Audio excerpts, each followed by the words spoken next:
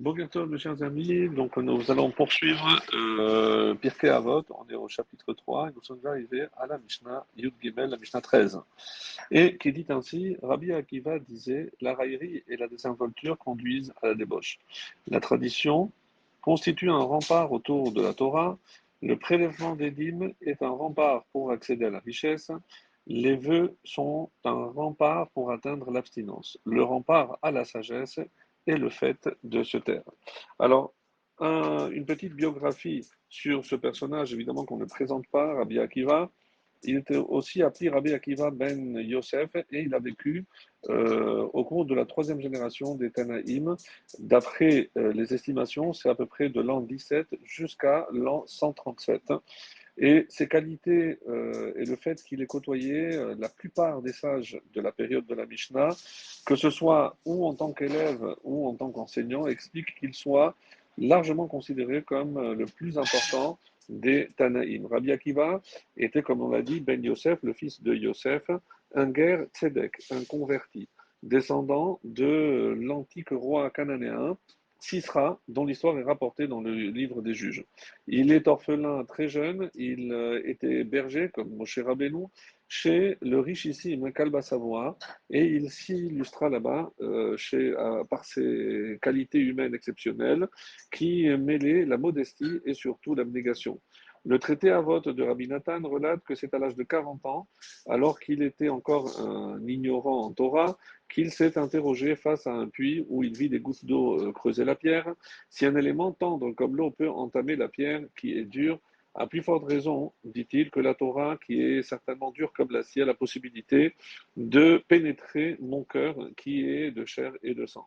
C'est donc cette force de caractère qui est soutenu aussi par sa jeune épouse Rachel, qui était la fille de ce richissime Kalba Samoa, qui lui permit donc d'entamer son apprentissage de l'alphabet parmi de jeunes enfants à l'âge de 40 ans, jusqu'à connaître par cœur l'ensemble des 24 livres de la Bible.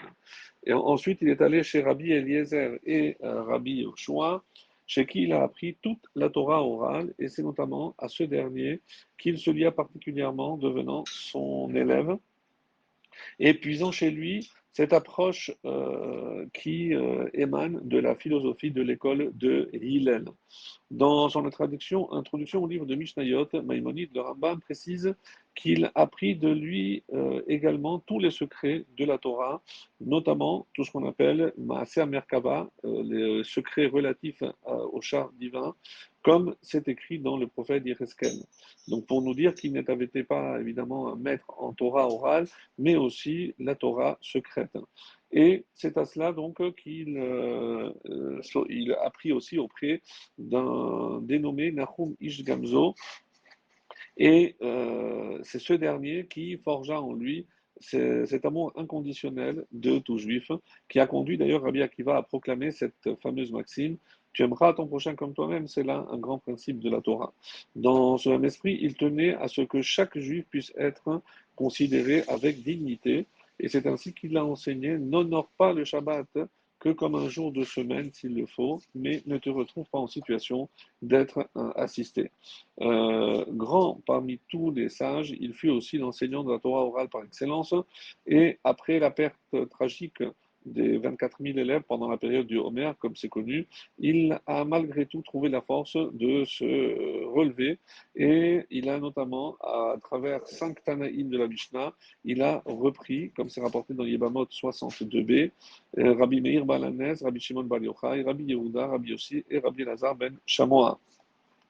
Il est intéressant aussi de noter qu'à la fin de sa vie, il épousa la veuve du général romain Tornos Rufus, celle-là même qui essaya de le séduire quelque temps auparavant pour le faire pécher. Rabbi Akiva vit en elle une âme de grande valeur, et c'est ce qui explique qu'il l'épousa, après évidemment qu'elle se fût convertie. N'oublions pas qu'il fut un maître de la Kabbalah, lui qui seul sortit indemne de sa visite dans les sphères célestes qu'on appelle le Pardès. Comme c'est rapporté dans Chagiga 14b, il est enterré à Tibériade. Et pour la petite histoire, nos Chachamim nous disent que sa vie s'est divisée en 3 parties: 40 années d'ignorance, 40 d'apprentissage et 40 années où il fut le maître spirituel de tout Israël. et c'est à l'âge de 120 ans qu'il fut emprisonné, puis condamné à mort par les autorités romaines.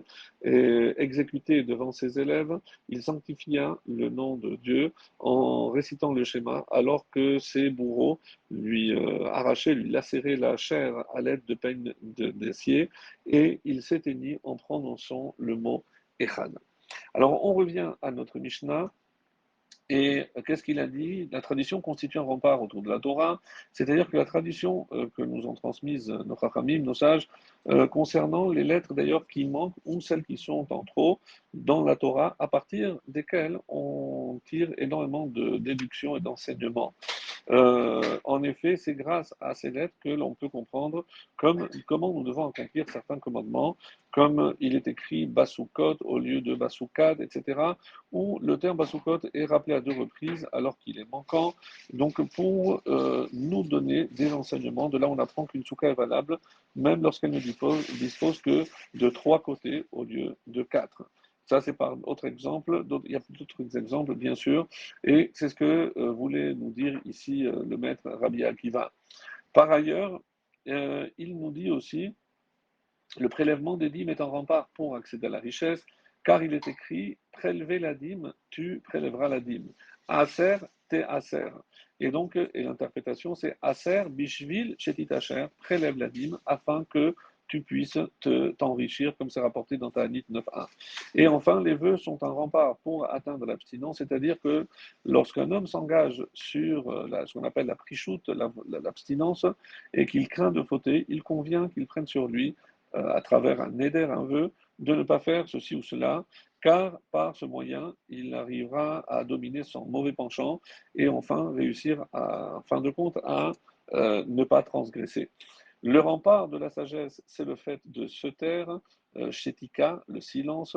Comment appliquer cet enseignement? S'il s'agit de se taire, c'est-à-dire de prononcer les paroles de Torah, voici qu'il est écrit, et tu en parleras jour et nuit. Donc, c'est sûr que c'est pas cela. Il s'agit de ne pas proférer de médisance, de colportage ou malheureusement de malédiction. Voici que ces choses sont interdites par la Torah, mais il faut dire aussi que ce verset ne parle du fait de se taire concernant les discussions facultatives qu'un homme peut entretenir avec son prochain. En effet, un homme doit savoir limiter ses paroles lors de ce genre de discussion en tant que possible. C'est d'ailleurs à ce propos que le roi Shlomo a dit dans les Proverbes, dans Michelet, chapitre 17, verset 28, même le sot qui se tait sera considéré comme un sage. Voilà, mes chers amis, excellente journée à tous.